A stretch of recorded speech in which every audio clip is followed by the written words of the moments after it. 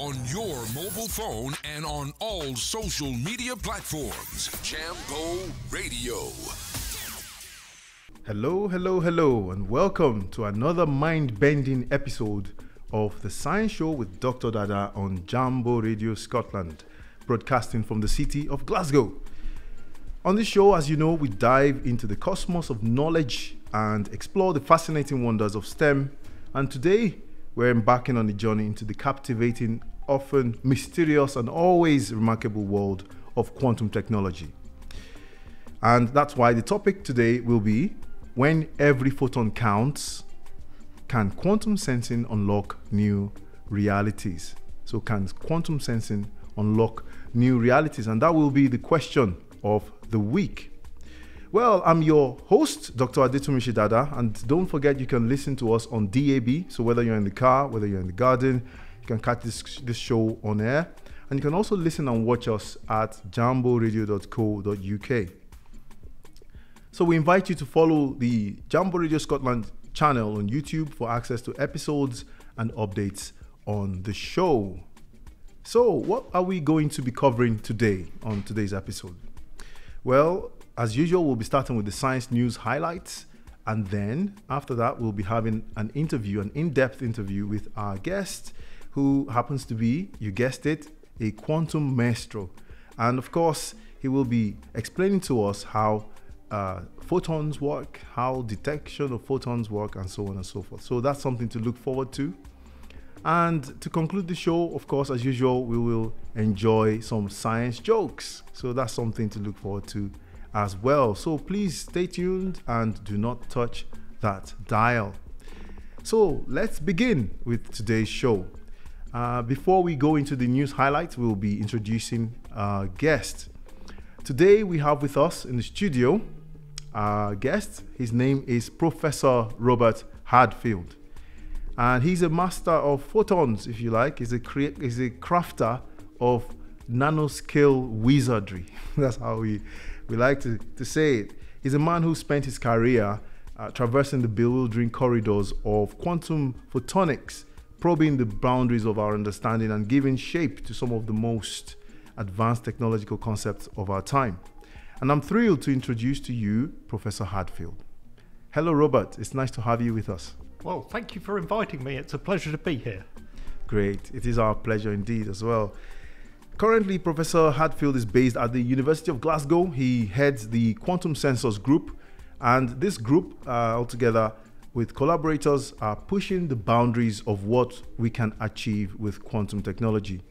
And of course, we know we're in for a treat today when someone like Professor Hadfield is with us. He has such a rich career history from his early days at the University of Cambridge and his ventures across the pond to the United States National Institute of Standards and Technology, so NIST. And of course, he's also held eminent positions at some of the most prestigious institutions and tech hubs worldwide. And of course, he's received a lot of accolades, including the James Joule Medal of the Institute of Physics, and he's a fellow of several distinguished societies. So yeah, once again, it's really nice to have Professor Hadfield with us, and we look forward to getting to know you more during the course of the show. So that brings us to our science news highlights. So on our highlights today, we have a couple of headlines. The first one, single photon photosynthesis. So single photon photosynthesis. That's interesting because today we'll be talking about detecting and counting photons. And so this is a very fitting one. Now, this is about a groundbreaking study published in Nature, which has illuminated a key aspect of photosynthesis, which is the vital process that enables life as we know it. Now, researchers have now confirmed that this complex process, this light to energy conversion process, can be set in motion by the tiniest unit of light. And of course, that's the photon. If you've been following the previous episodes on this show, you'll have come across that concept. So the tiniest packet of energy that light exists in, and that's the photon. It turns out that that's enough to set off this process of photosynthesis. Now, despite the fact that scientists have theorized this concept, this idea, For a long time, based on the impressive efficiency of photosynthesis in converting sunlight into energy-rich molecules, it remained an untested assumption until now. So now Graham Fleming and Birgitta Wally from the Lawrence Berkeley National Laboratory and UC Berkeley and their team have meticulously crafted an experiment that allows them to observe this intricate process at play in photosynthetic purple bacteria. Now, this discovery offers a deeper understanding of the mechanism that is the cornerstone of life on Earth, and it showcases the intricate design and stunning efficiency of this process, which harnesses even the faintest gleam of light to power life. That's absolutely amazing. Now, these researchers plan to delve deeper into this wonder of design, exploring how the energy from individual photons travels through the photosynthetic complex. This work will continue to unravel the mysteries of our world's beautifully complex systems of life. And of course, there's so much for technologies, including quantum technologies. There's so much that we can borrow and learn from what we see in these systems of life, isn't there? Great. So the next headline that we want to highlight today, black holes more powerful than thought. Now, of course, we know black holes are beasts. They are cosmic beasts, giants, aren't they? But to think that they're even more powerful than we thought that's mind-blowing. So this is about the fact that magnetic fields reach deeper. The magnetic fields from these black holes reach deeper into galaxies.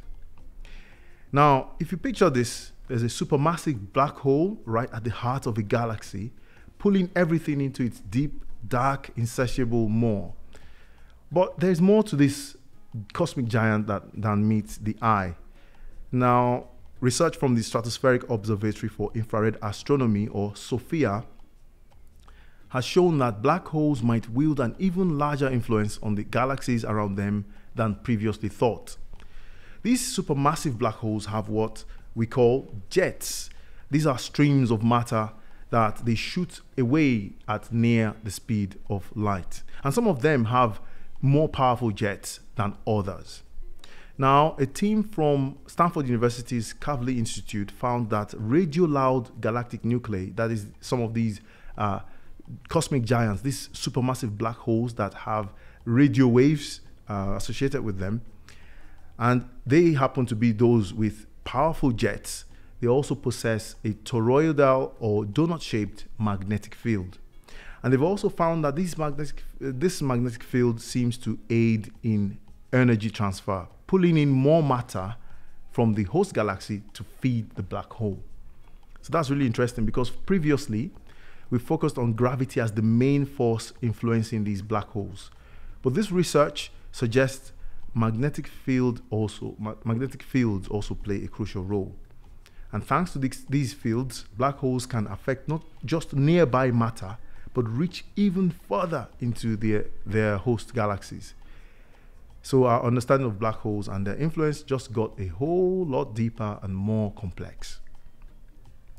Now, staying with the theme of astrophysics, the third headline I would like to highlight today: scientists pick up shock waves from colliding galaxies. Wow, these are truly awesome discoveries, aren't they? In this interesting discovery, scientists have found ripples from far-off galaxies smashing together. Now, imagine two super huge black holes at the center of these galaxies spinning into one another and sending shock waves through the whole universe. It's like a cosmic game of bumper cars, isn't it? Now, this specific big event could be our first real proof that black holes bend space and time as they dance around each other. Some people think that this dance is how galaxies actually grow. But now, thanks to this discovery, scientists may get a front row seat to this show, if you like. These kind of ripples, or distortions, as the scientists like to refer to them, are happening all the time, everywhere across the universe. The team that discovered this specific one is led by Professor Michael Kramer, who works at the Max Planck Institute for Radio Astronomy. He says that this finding could change everything we know about space. For example, that we might have to rethink Einstein's ideas about gravity, figure out the real deal behind dark matter and dark energy, and it could even help us understand how theories about these cosmic giants, how the physics works. But of course, the more we learn, the more we could understand about the big role that these supermassive black holes have in the growth of galaxies. The way that they found all this out is by studying signals from dead stars or pulsars, and of course these stars spin around and send out radio signals at really regular intervals. But the researchers found that these signals are arriving at Earth a tiny bit faster or slower than they should. And they think that this weird timing is a kind of sign of the shock waves created by the black holes' dance across the universe. So this is really, really exciting, interesting stuff. Of course, I see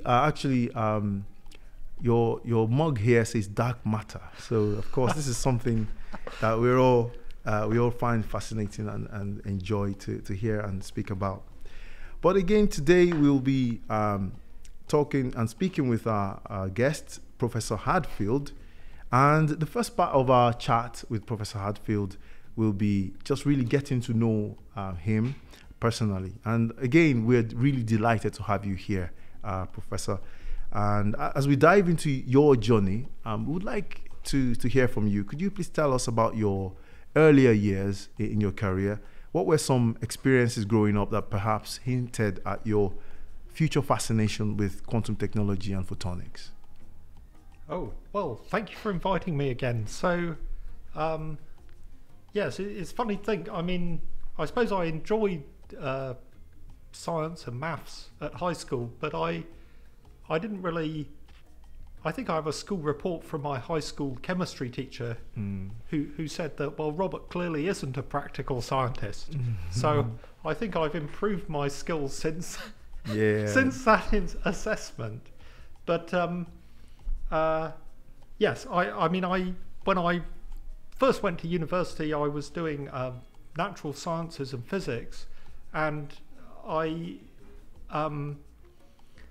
found I enjoyed doing the experimental labs, and I got the opportunity to do vacation projects in science. So I grew up in Southampton in the south of England, and I managed to get a summer vacation placement at the Optoelectronics Research Centre at the University of Southampton. So that's nice. Fortunately, that was just 10 minutes walk from where I grew up. Wow. So I think that was my first experience of a laser lab.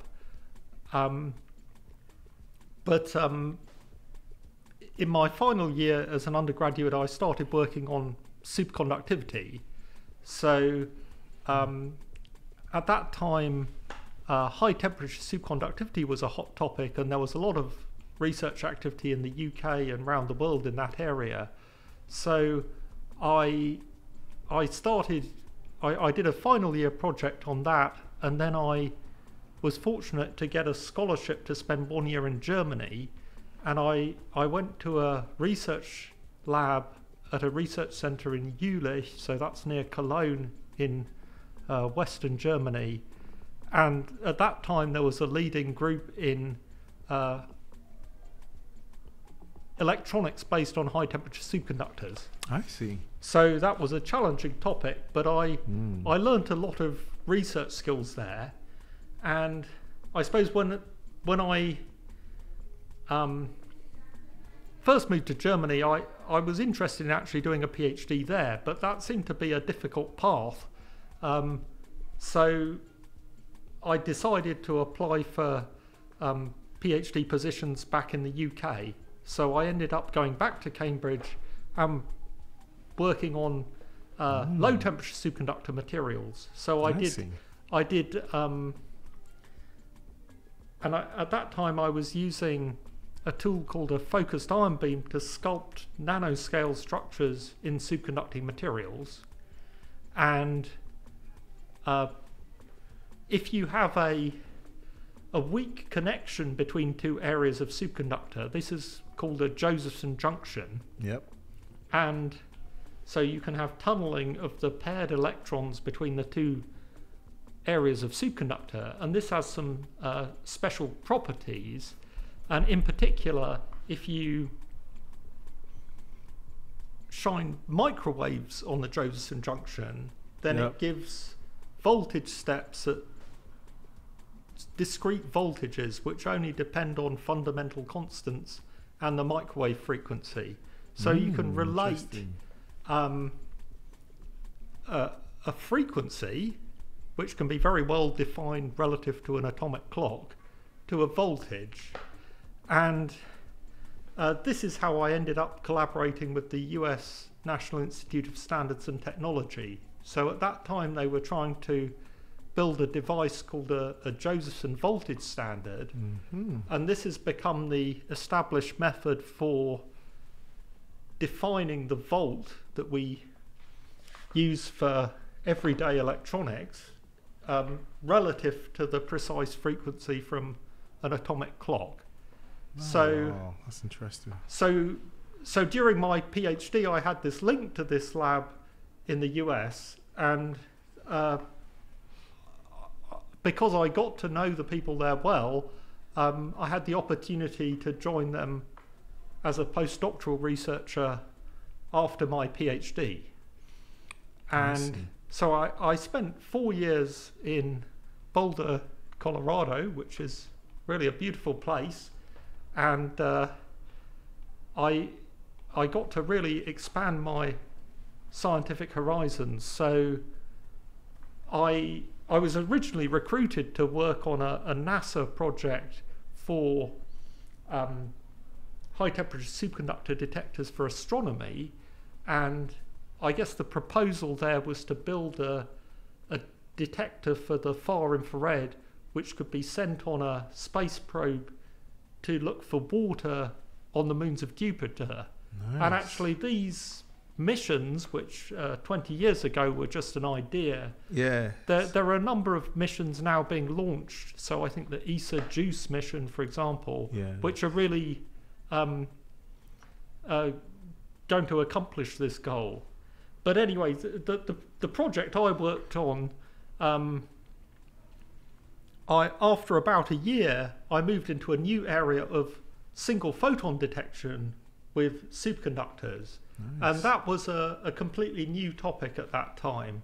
So superconducting devices which require low temperatures for operation, the main area that they're heavily used up to that point was in detectors for astronomy. So many of the infrared astronomy projects, telescopes that you hear about, so I think, for example, the SOFIA mission you mentioned, but also telescopes on mountaintops in Hawaii or Tenerife or in Antarctica, the actual detector is based on superconducting material.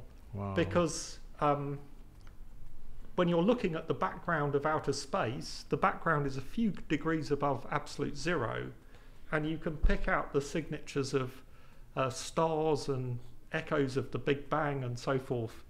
And so superconductors are used for that. But in everyday electronics, it's not really been widely adopted due to the difficulties of low temperature operation. Indeed. So what I did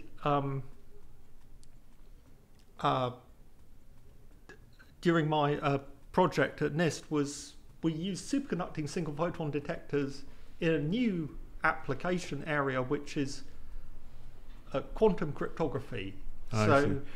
So, and I know this is an area of your research interest as well. Yes, it is indeed. And we'll come to back to that. Okay, because I think maybe we should tell your listeners that actually you and I have worked together. Yes, in fact, we have. Yes, we have indeed. Published some papers together as well. Yes, we have. So that's great. That's fantastic. And we'll come back to focus on some of the specific research work that you've done, and also the implications and also the applications that they have. But moving forward with your academic journey then, Did you have any time in the Royal Institute of Technology in Sweden during your career path? Let me see. 5 years ago, a friend of mine, so Professor Valdsvilla, invited me to spend a sabbatical in Stockholm in Sweden. Great. And so if you ever get the chance to go to Stockholm, certainly in the summer, it's a lovely place. Yes, indeed. And my family and I had a wonderful time there. So, there's a leading research group in my area of single photons and quantum photonics in Stockholm. That's fantastic. And I think and also at that time I had the chance to go across to Chalmers University in Gothenburg as well. Yeah. And there's some fantastic activity there as well. So I suppose an interesting kind of thing to see was that at that time, so the UK quantum technology program had been underway for about 5 years, and there was a Swedish quantum technology program just starting up. So I was able to join some of their early meetings. So that's called the Wallenberg Center for Quantum Technologies. Great, fantastic. Thanks very much for sharing that. And yes, it's also very fascinating to hear about the inner workings of research groups. So could you please share with us some insights about what it's like to lead a group like the Quantum Sensors Group at the University of Glasgow? So for example, what does a typical day look like, and what's the most exciting part for you?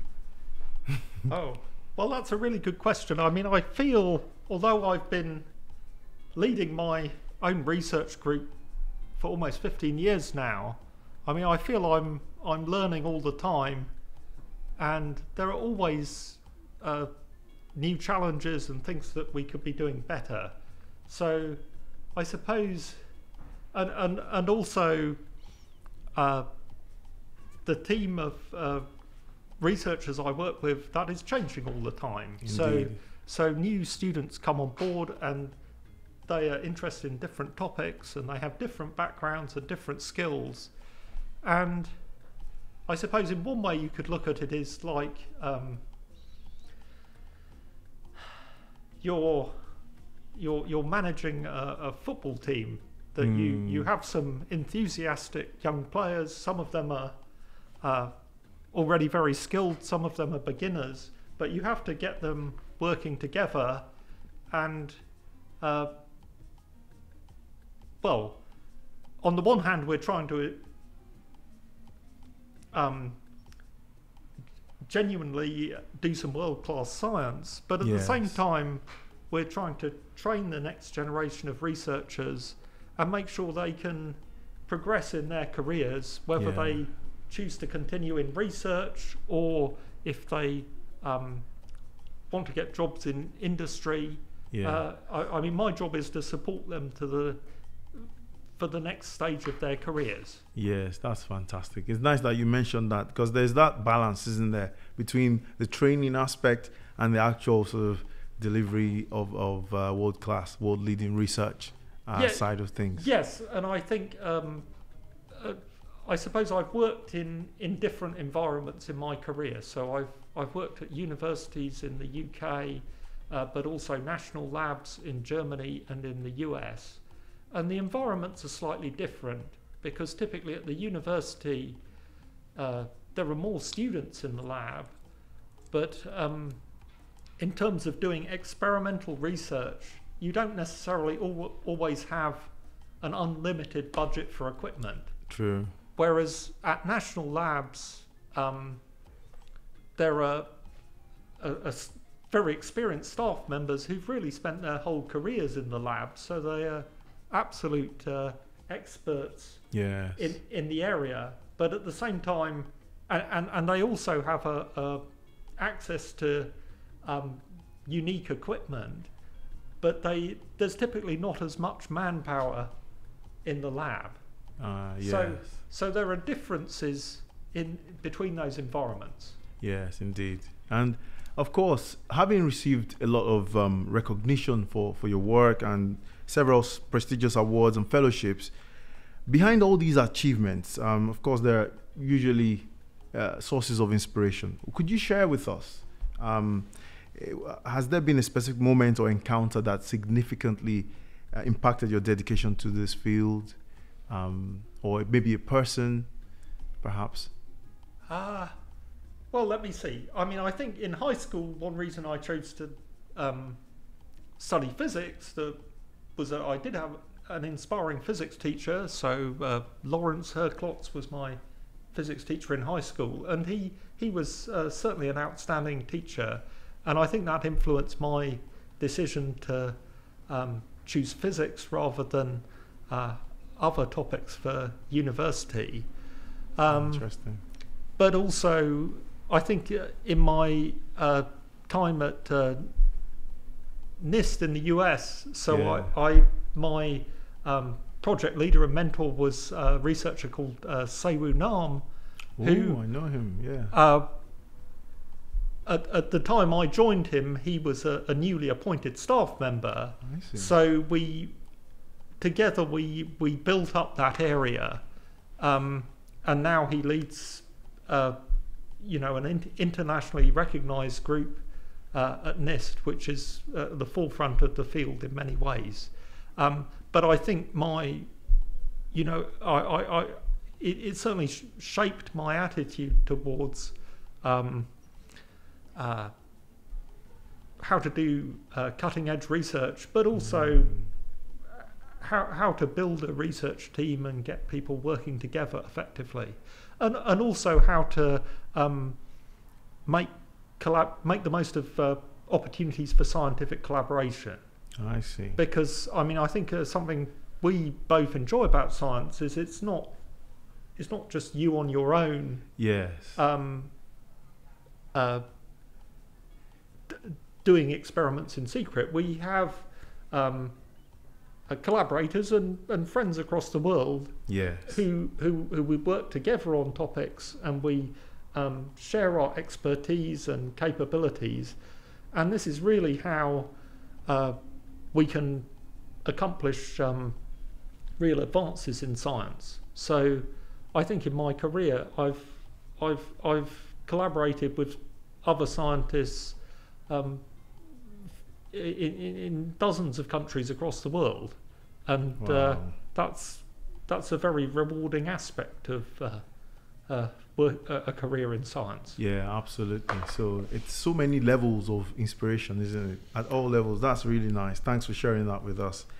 Great. At this point, we're going to take a music break. We're going to listen to a song by Adetunmise Gold, Orente. We'll be right back. Orente by Adetunmise Gold. And this is the Science Show with Dr. Dada on Jambo Radio Scotland, broadcasting from the city of Glasgow. And at this point, we'd like to take the opportunity to shout out to our sponsor, IOP Scotland, for sponsoring this episode of the show. And of course, again, another reminder, you can listen to us on DAB, Edinburgh and Glasgow. Of course, you can listen to us worldwide online at jamboradio.co.uk. Episodes are also uploaded to the Jambo Radio Scotland YouTube channel. Great, so let's carry on with getting to know Professor Hadfield, and we'll also weave in a discussion of the question for the week. Now we're going to focus more on Professor Hadfield's research and learn a little bit more about the fascinating world of single photon detection. So for the benefit of our audience, could you please break down what that involves and why the ability to detect single photons is so important? I mean, why is that a thing? Okay. So I suppose just to remind listeners, so when you consider light on a fundamental level, so if you've got a very faint amount of light, the energy is arriving in small packets. So you can imagine this like the pattering of raindrops on a roof when it starts to rain. And the energy of these packets of light, which we call photons, it depends on the wavelength. So in fact, the visible light that we see, it's only a tiny slither of the electromagnetic spectrum. So anything from X-rays to radio waves is all part of this spectrum. So X-rays are very high energy photons, and radio waves are very low energy photons. So the work that I've done for more than 15 years is mainly on infrared single photon detection. So that's where the energy of the photons is a bit smaller than the visible range. Yeah. And there are existing single photon detectors based on semiconductor materials such as silicon, and in fact the sort of sensor in your smartphone, it's a silicon sensor which is in fact single photon sensitive, but with silicon it can absorb light just beyond the visible, through the visible range, but only a short way into the infrared. So at a certain point, the energy of the photon is too low to be absorbed in the silicon, and so there's a big need for single photon detection at longer wavelengths. So this is why the superconducting detectors that I work on became of a lot of interest. Yes. And when we were considering quantum cryptography, so that's transmission of single photons and encoding information on single photons, that would be for transmission in optical fibre. And the way that data is transmitted in optical fibre is typically in the infrared. Yes. So, and this is beyond the range of silicon detectors. So we were using the superconducting detector to detect single photons transmitted through optical fibre. And it turns out that if you have the ability to detect single photons at such long wavelengths, that unlocks a whole host of other applications. Fantastic. So an interesting area we've been working on lately is single photon LiDAR, so Yes. light detection and ranging. So the idea there is that you're sending out pulses of light and then measuring the backscattered signal on the single photon level. Yeah. And LiDAR is starting to be used more and more widely, so it's very powerful technology for mapping. So for example, if you want to map the landscape from an aircraft, Yep. you can see features on the ground extremely accurately. Also, there's set to be a revolution in autonomous vehicles over the Yes. coming decades, but you need a way for these vehicles to navigate actually and see. to Yeah. hopefully spot and avoid pedestrians. Yep. And LiDAR is a powerful method in that context as well.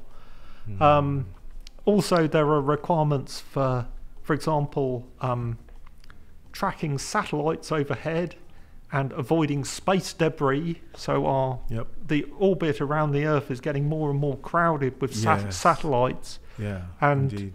unfortunately, the probability of some collision between a satellite and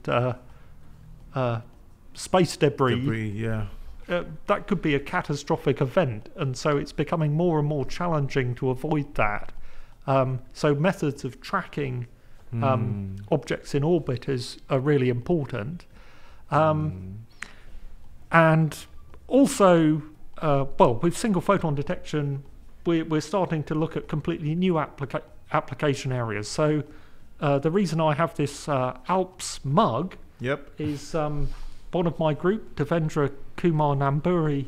He was out in Hamburg in Germany the past 2 weeks, assisting with an experiment there. So this is a dark matter search experiment. So in your introduction you mentioned dark matter, which is what we currently believe is that a large proportion of the mass of the universe, it can't be seen directly by astronomers. So it's not, when you look up at the sky, there's more material out there than we can see through telescopes.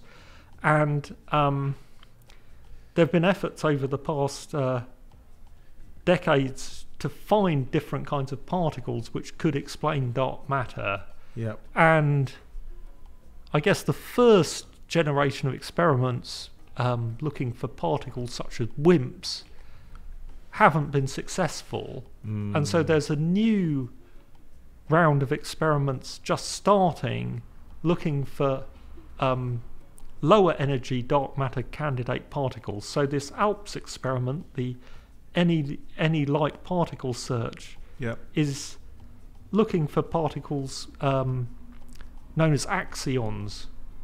So those are theoretically predicted. Interesting. And I guess what's interesting about the experiment in Hamburg is it takes place at an institute called DAISY, so that's the German electron synchrotron. So that is was originally built as a particle accelerator, so it's a ring underground, a bit like the Large Hadron Collider at CERN, but it was a smaller version, so it's only a few kilometers diameter, and that particle accelerator was shut off 20 years ago now, but part of that experiment has been repurposed for this dark matter search. I see. So in fact the superconducting magnets from the particle accelerator have been repurposed, so they've been straightened out into 200-meter sections, and there's also a special optical cavity has been built, and the idea of this experiment is that you're creating the conditions where you can create these particles called axions, and then they decay into single photons. So in order to detect the signature photon, you need the world's best single photon detector. And that's where you come in. Yes. Sorry, that's a long-winded explanation, but basically over the past couple of years we've been working with the colleagues at DAISY building a new superconducting detector. So I guess an exciting milestone last week was that the new dilution refrigerator for the superconducting detector was installed. So that reached 18 millikelvin temperature. So for your listeners, that's extremely cold. That is extremely cold. It's almost okay. It's almost 0 almost 0 Kelvin. Yes, that's really good. And talking about the actual detectors themselves, so superconducting nanowire detectors. Now, considering your vast experience in designing and obviously fabricating and implementing these detectors, could you share some of the challenges that you've encountered in this process? And have there been any sort of breakthroughs that have changed the game, if you like, that you find particularly interesting? Oh, okay. Well, yeah, so I suppose something I've built on in this area is my experience in superconducting materials and also in nanofabrication. So that's the art of being able to make very small things. Yes. And a major reason that I chose to join the University of Glasgow 10 years ago is that we have the UK's best facility for nanofabrication. So it's called the James Watt Nanofabrication Centre, and we have the tools in this facility to make extremely tiny structures, so down to the level of hundreds of atoms across, and we can sculpt the material with extreme precision. And so over the past 10 years I've particularly built up the capability for fabricating devices from superconducting materials. And I should mention also that 5 years ago I was joined by a very talented colleague, Professor Martin Viders, who's an expert on superconducting quantum computing. Yes. So he's expanded the capability for using the same superconducting materials to make circuits for superconducting quantum computing. So it's satisfying that we've been able to really consolidate this capability here in Glasgow. Yes, indeed. Yeah, so we're using that not just to make the state-of-the-art single photon detectors, but also superconducting circuits for quantum computing. Wow. I should say that, it's interesting, as you spend several decades in science, that some problems which were too hard to solve 20 years ago, the technology and the insights and the techniques improve, and you can revisit them. So actually, I mentioned I worked on high temperature superconductors when I was a master's student. Yeah. And actually, over the pandemic, a group in Europe, so Professor Effertov, who was in Barcelona, he's moved to Munich in Germany, his group have successfully fabricated devices from high temperature superconductor which are capable of single photon detection. Wow. So and when we say high temperature, what do we mean? Well, these are materials which would superconduct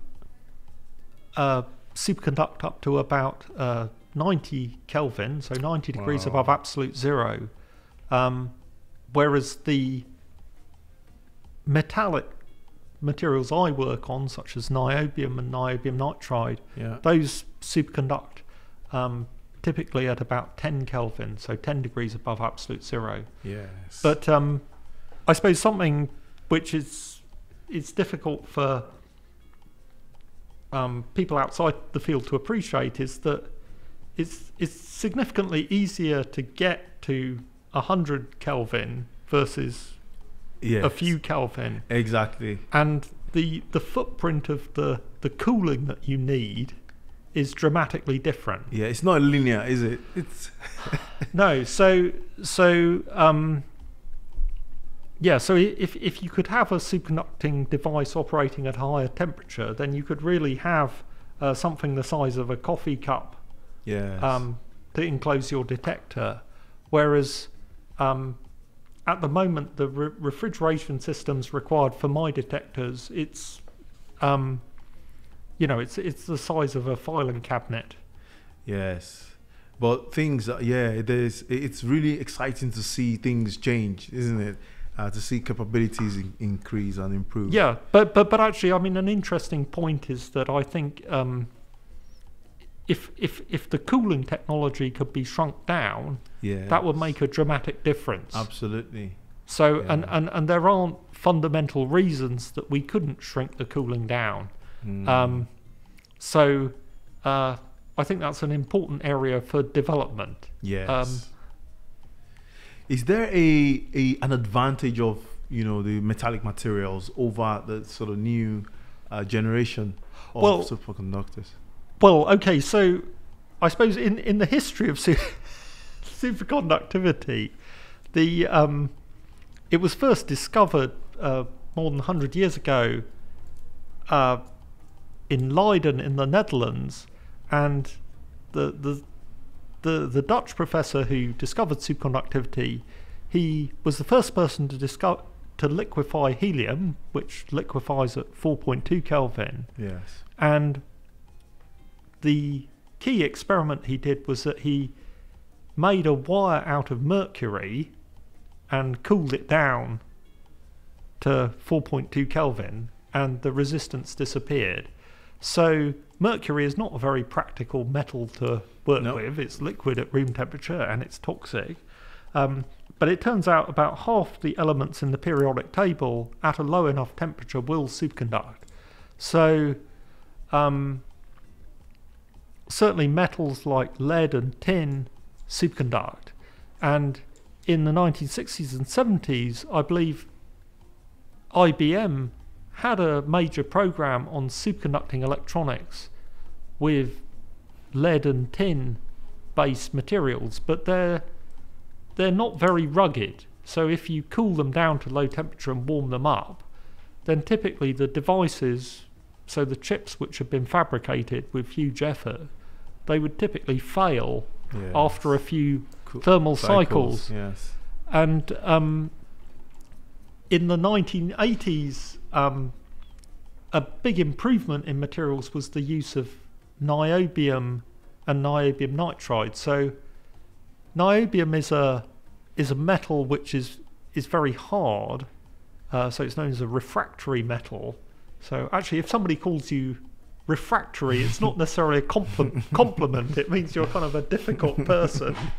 But for superconductors, refractory metals are quite useful. And actually, one of the other uses of niobium nitride, which I use for my single photon detectors, is, for example, in tool coatings. It's just a very hard material. Yeah. So we can make a nanoscale device, so a few hundred atoms wide, and it will survive cycling to low temperature, and it will work for years as a reliable single photon detector. Whereas in contrast, the more exotic superconductors, such as these high temperature superconductors, which have had so much promise, those are really complicated compounds, and they're much more delicate. So the properties can change over time, or if you try to pattern the materials into narrow wires, then you can destroy the superconductivity. Yeah. And so it's just much more tricky to work with. I see. Wow, that's fantastic. Thanks for giving us that historical perspective. And we did say at the beginning that we're in for a treat, and that was absolutely spot on, wasn't it? Having someone with your expertise and experience in the field is really good. But I love to ask this question because it often offers a glimpse into the future.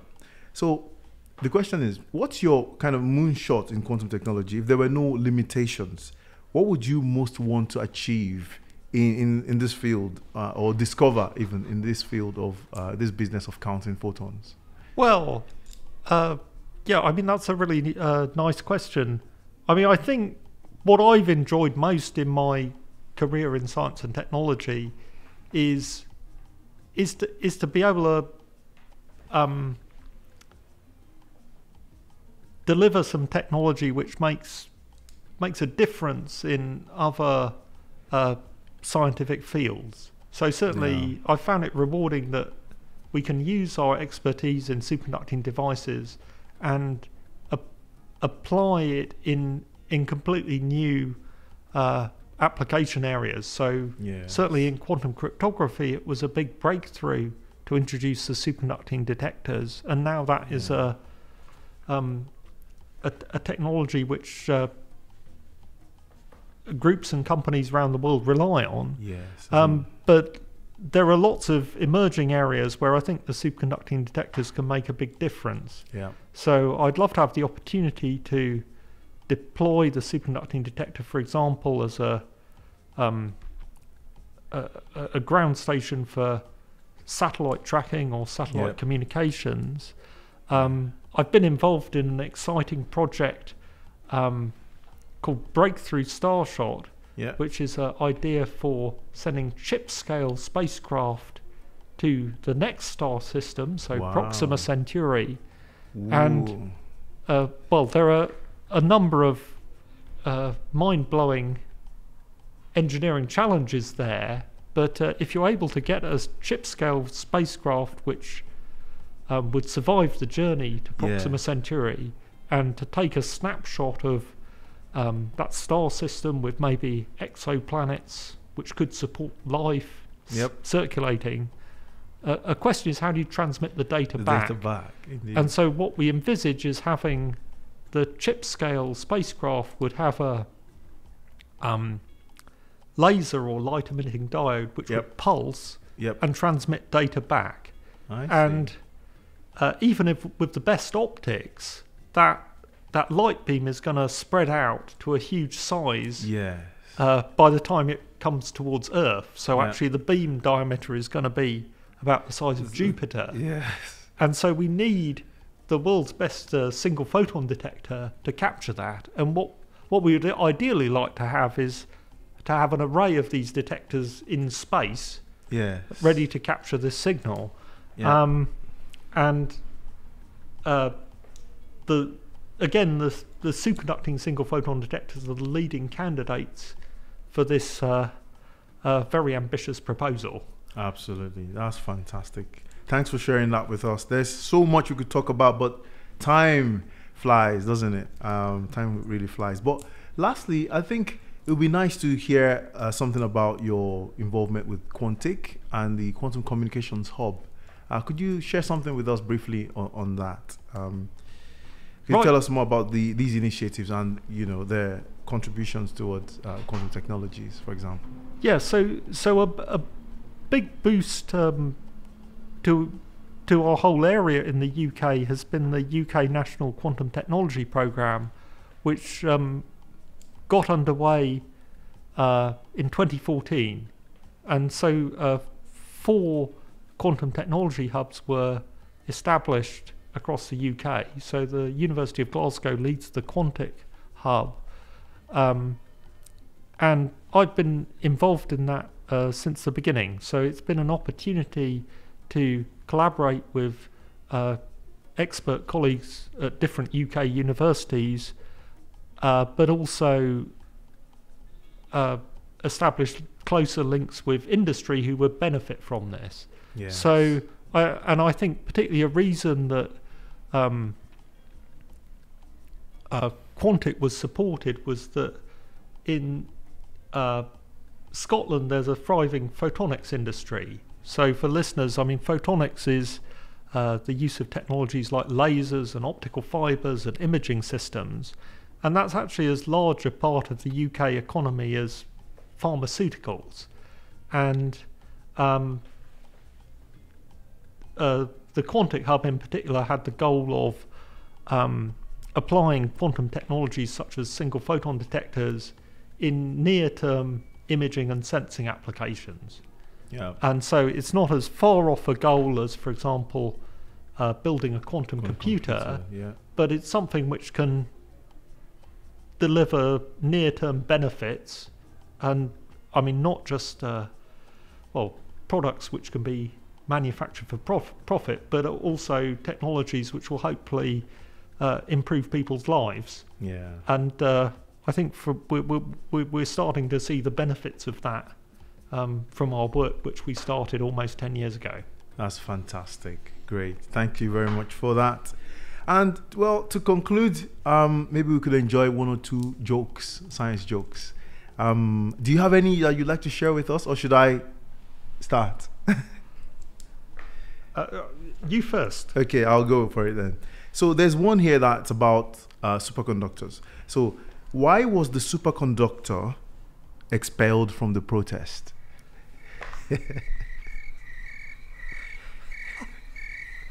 I have no idea. I can't Well, know this one. it says because it couldn't hold a resistance banner. Very good. Yeah, that kind of, I know that one works because obviously superconductors don't have resistance. Their resistance vanish when they superconduct. Okay, maybe one more. Why was the photon so happy? Because it wasn't charged with anything. So that's playing on the fact that photons don't have, unlike electrons, don't have a charge. Well, that brings us to the end. That's a wrap on today's exploration into the fascinating world of science. And we'd like to say a big thank you to Professor Hadfield for joining us in the studio today. And we'd like to thank our listeners for actually tuning in and listening to what we have to say. And of course, we want to say a big thank you to our sponsor, IOP Scotland, for sponsoring this episode of the show. And also a shout out to our wonderful production team and of course our producer, Otuekong Umoren. And this is Dr. Dada signing off. Until next time, we'll say stay curious.